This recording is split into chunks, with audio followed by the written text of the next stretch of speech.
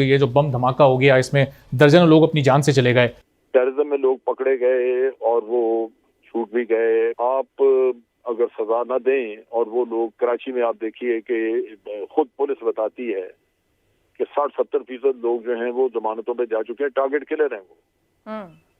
तो ये भी एक दुख है यहाँ पे कि आपका जो सिस्टम है वो फंक्शनल नहीं है, सजा का निजाम आपका मौजूद नहीं है।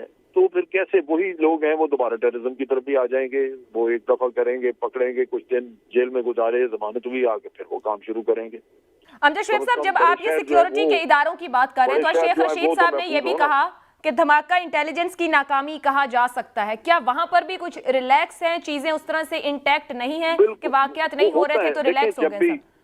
जब भी कोई वाकया होगा वो इंटेलिजेंस की नाकामी होगी ना, कि इंटेलिजेंस उसका पता नहीं लगा सकी। लेकिन होता यही है कि इंटेलिजेंस जो है वो अगर आपको 10 वाकयात से बचा दे है तो कहीं एक आध उनका लैप्स भी हो जाता है। पाकिस्तान एक अरसे से इन मसाइल का सामना कर रहा है। हमारी ये वाली बातें पुरानी हो गई कि हम जो है वो बैरूनी अनासिर हैं और साहब दहशतगर्द हैं और फलां हैं। हमारा पहला सवाल तो पाकिस्तानी हुकूमत से और रियासत से यह है कि इतने बड़े बड़े सानेहात इस मुल्क में हुए, शिया मारे गए, देवबंदी मारे गए, सुन्नी मारे गए, ईसाइयों के मराकज़ को पर हमला हुआ, हिंदुओं के साथ। तो इस मुल्क में जब ये वाकयात गुजरते हैं तो जो तहकीकाती रिपोर्ट्स होती हैं वो सामने क्यों नहीं आती? वो क्यों नहीं बताया जाता कि सहूलतकार कौन है, ये लोग कौन थे? और कोई बताया, चले आप हमें इस काबिल नहीं समझते पाकिस्तानी शहरियों को कि आप बताएं, मैं हुकूमत और रियासत से बात कर रहा हूँ, हमें बताएं, हमें इस काबिल नहीं समझते तो कम से कम खुद ही उनको सजाएं तो कम से कम दें। सही। हमारे मुल्क में जब तक सजा का निज़ाम मजबूत नहीं होगा और अदालती निज़ाम हमारे यहाँ मजबूत नहीं होगा और फिर उस पर अमलदारी नहीं होगी, ये भाई होता रहेगा। आप और मैं भी कल अपने लिए तैयारी करें, किसी भी साने हादसे में मेरा नंबर आने वाला है, आपका भी नंबर आने वाला है। तो ये तो अजीब सा माहौल है इस मुल्क के अंदर। मैं पेशावर के आईजी साहब से भी और जनरल फैज साहब भी वहीं पर हैं, उनसे मैं सवाल कर रहा हूँ, मैं अपना कह लीजिए कि अभी एक इल्तिजा और इल्तमास कर रहा हूँ कि खुदा के वास्ते अब इस सानहे को आप बिल्कुल और सानहा की तरह दाखिल दफ्तर ना कर दीजिएगा।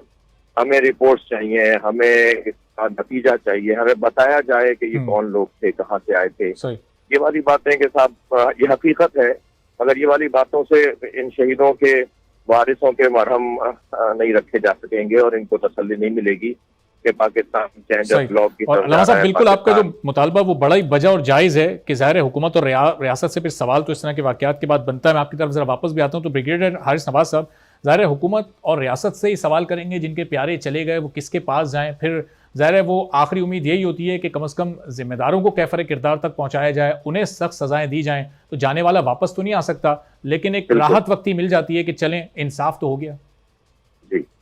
इसमें बात यह है कि वी मस्ट अंडरस्टैंड कि फौज अपना काम पूरा करती है, इस पर एजेंसीज भी लगी हुई हैं, लेकिन पूरी सोसाइटी का काम है ये, और पाकिस्तान की कौम की भी जिम्मेदारी है, और फिर हमारे जो मदारिस के उलमाए कराम हैं उनकी बहुत बड़ी जिम्मेदारी है कि बच्चों को तालीम में क्या बताना है, इस्लाम का क्या जो एक बहुत अच्छा इमेज है वो कैसे उनको पढ़ाना है। उसमें ये जरूर बताना है कि जी एक अगर इंसानियत का कत्ल होता है किसी भी इंसान का, तो वो पूरी इंसानियत का कत्ल होता है, ये बताने की बात है।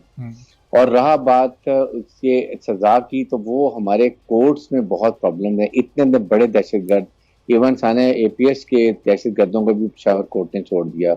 ये हमें अपनी जाहिर कि इनको भी बहुत ज़्यादा ज़रूरत है कि इनको अच्छे तरीके से प्रोसिक्यूशन अच्छी हो और फिर स्पीडी फैसले किए जाएँ। इसलिए पहले शुरू में 2 साल मिलिट्री कोर्ट्स बनाए गए थे और बहुत ज़्यादा लोगों को सजाएं हुई थी और उनको एग्जीक्यूशन भी की गई थी। एक तो ये, सेकंड ये बात है कि साथ ही साथ कोई हमें डाउट नहीं है कि इसमें इंडिया और उसके साथ जो दूसरे ममालिक हैं वो पाकिस्तान में किसी हालत में नहीं चाहते कि अमन हो।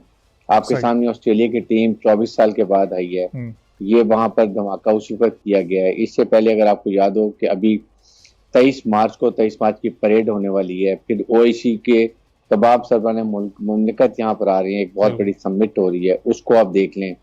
सारी चीज़ों को देखें तो पाकिस्तान का एक जो सॉफ्ट इमेज है उसको ख़राब किया जाता है और ये शो किया जाता है कि पाकिस्तान में इंतहा पसंदी इंतहा से ज़्यादा है, ये एक्सट्रीमिज्म बहुत ज़्यादा है और कोई भी जगह सेफ नहीं, इवन नॉट हमारे न्यूक्लियर वेपन ये एनिमी का नैरेटिव है, इसको लेके वो चलते हैं और हमारे कुछ नासमझ सियासतदान भी इसकी उन्हीं नैरेटिव को लेके चलते हैं, चाहे वो लाहौर का इंसिडेंट हाफिज उनका जो एक हुआ था लाहौर में हादसा, उसमें आप देख लें, या यहाँ पर कराची में। लेकिन हाई साहब जाहिर है कि वो जो भी नैरेटिव अपना उसको बढ़ावा देना चाहते हैं, लेकिन उस नैरेटिव पर रोक तो एक हुकूमत नहीं लगानी है ना, जाहिर है उसके खिलाफ उसको नाकाम तो हुकूमत नहीं करना है। अब अल्लामा साहब जाहिर है हारिस साहब का पॉइंट बड़ा वैलिड है कि तमाम स्टेक होल्डर्स को इसमें बैठना पड़ेगा, उसमें फिर उलमा कराम भी शामिल हों, उसमें फिर हमारी फोर्सेस के लोग भी शामिल हों, उसमें पॉलिटिशियंस भी शामिल हों, उसमें सिविल सोसाइटी भी शामिल हो, तभी फिर इस तरह के वाकयात की रोकथाम की जा सकती है। अल्लामा साहब, तो आप एग्री करते हैं हारिस साहब से? बात सही है।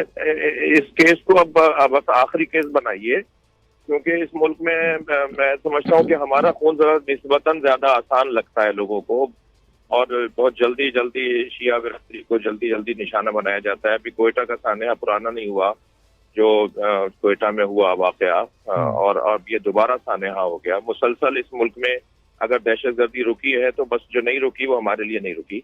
तो ये अगर मैं गलत कह रहा हूँ तो इसको साबित कीजिए कि मैं गलत कह रहा हूँ, यानी हुकूमत साबित करे कि ये शहनशाह हुसैन नकवी गलत कह रहे हैं।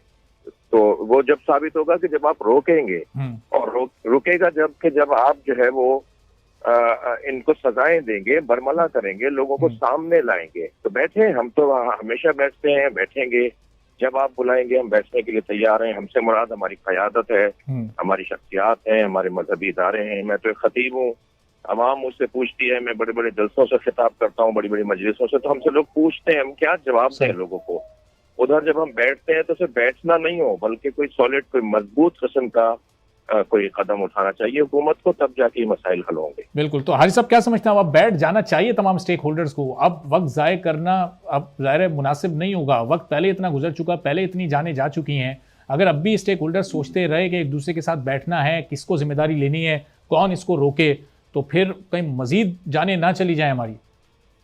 देखें अरबाब, बात यह है, इसमें वी मस्ट अंडरस्टैंड कि एक तो यह कि नेशनल एक्शन प्लान पे क्यों अमल नहीं होता, जिसमें था जुडिशल रिफॉर्म्स, जिसमें पुलिस रिफॉर्म्स, जिसमें मदरसा reform, so many reforms are there, और वो तमाम स्टेक होल्डर से बामी मुशावरत है। अगर उलमाए कराम मदरसों में उनकी ज़ाहिर है कि वो दे हैव मोर नॉलेज, तो उनकी मर्जी के मुताबिक अच्छे तरीके से ऐसे रिफॉर्म्स किए जाएं कि उनको दीनी का सब रुकावट क्या है नेशनल एक्शन प्लान पर अमल दरामद होने में? कहाँ रुकावट आती है? कौन सा स्टेक होल्डर रुकावट? यही पॉलिटिकल इशू है। नेक्टा मुझे बताइए ना क्यों फाल नहीं किया गया, जहां पर तमाम इंफॉर्मेशन आती है, कलेक्ट होती है, फिर एग्जीक्यूशन की जाती है, वहां भी नहीं किया। ये इट इज ऑल पोलिटिकल गेमिक्री जो की जाती है।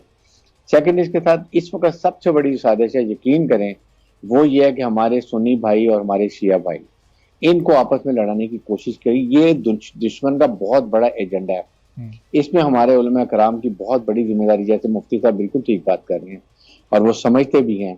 इसी तरह तमाम को बैठ के एक